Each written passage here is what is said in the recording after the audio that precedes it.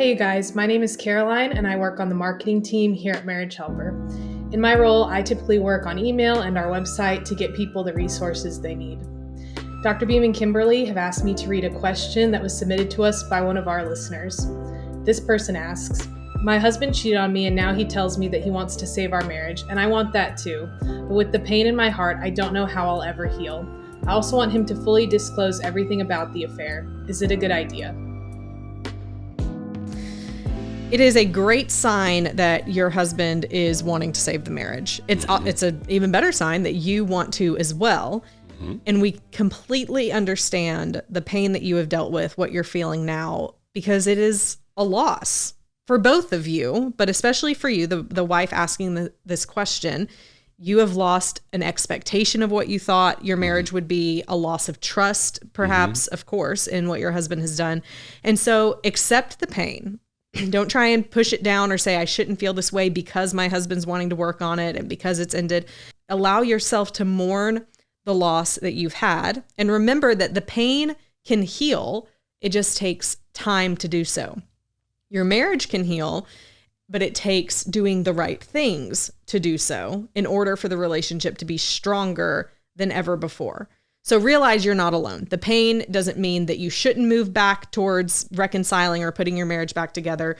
It's simply a signal that you went through something hard and painful, and therefore you need to give yourself some grace in that.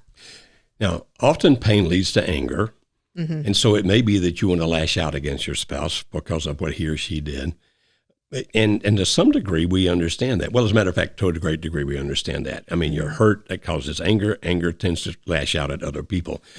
But in the healing process, that will happen some. But if you continually lash out at your spouse who cheated, who wants to put things back together, at some point he or she will give up. It'll be like, I can't do this. I mean, I hurt you so badly, as this lady said, I don't think I'll ever get over it. I've hurt you so badly, I don't think you'll ever get over it. And therefore, maybe I should just go on my way and do something else because you're never going to truly forgive me. So while it's okay to feel the pain and to allow yourself to mourn that loss, and it's okay to be angry, if you take that anger out in great ways on your spouse, you probably are not going to put it back together. And you say, well, it's my right. It's absolutely your right. If that's what you choose to do, you can do that.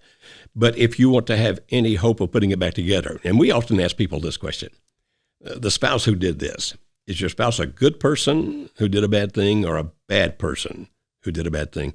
Because if you're convinced that your spouse is just a bad person, well, probably nothing's going to work to put it back together because bad people keep doing bad things.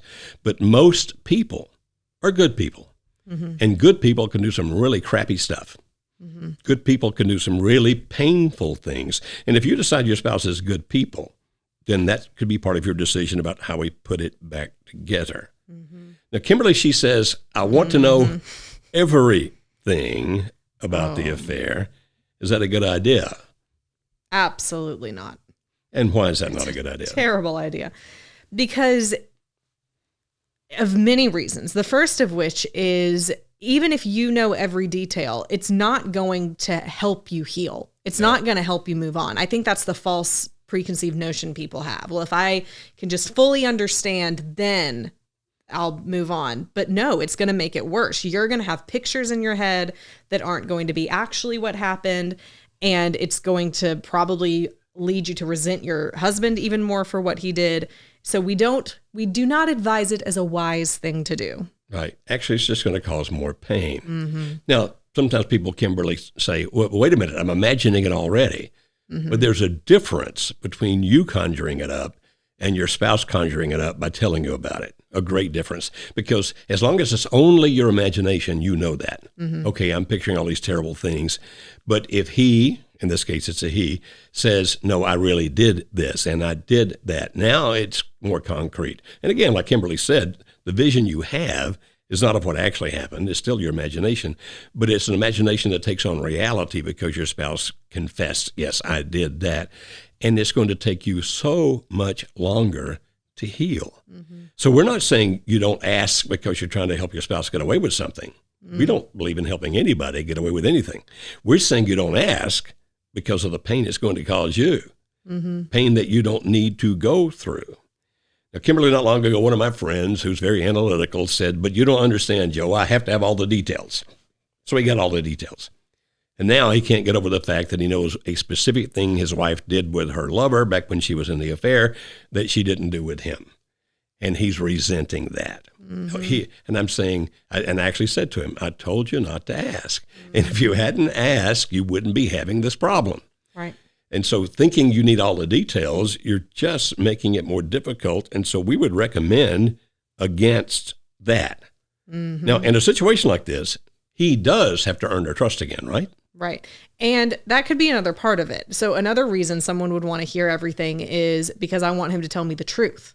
I want to get the truth out there. I want to know I can trust him. But there's other ways to build trust without hearing the truth of what happened. Well, still hearing truth, but not the details. Right. Yeah. I mean, clarify the difference between that. Okay. So when Alice and I were getting back together, she had questions.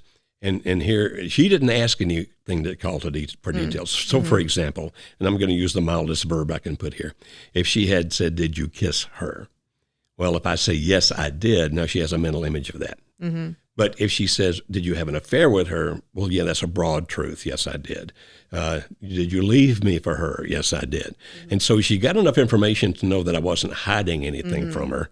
But she didn't have to get the nitty-gritty details where her mind would focus in on, oh, man, that hurts so badly. So we made the deal. I'll tell you the truth about everything if you really want to know.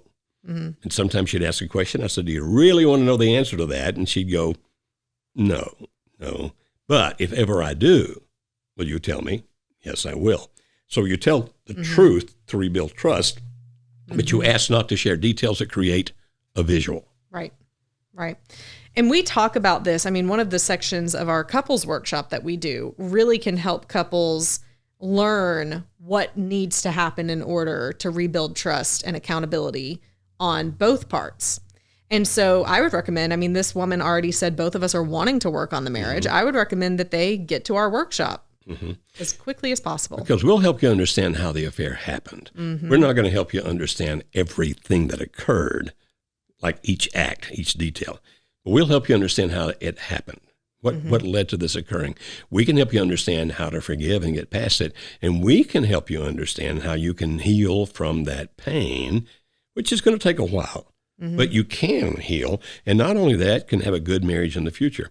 And so in a situation where you say, I don't think I can ever get past the hurt, we certainly understand. But we fully believe we can help you do that. And since he wants to come back, don't just try to move in together and think that's going to fix everything. There's some things you need to understand, some things you need to do, some things you need not to do. And that's why we recommend our workshop, because we can explain all that to you over 3 days. And they found out about the workshop? MarriageHelper.com, and then click the workshops tab at the top of the screen. Yeah, very good. It seems like by now I would know that. I guess you've never had to go looking for our workshops online. Well, I haven't needed it lately, so I'm doing okay. I still teach some of the workshops, and I enjoy doing that.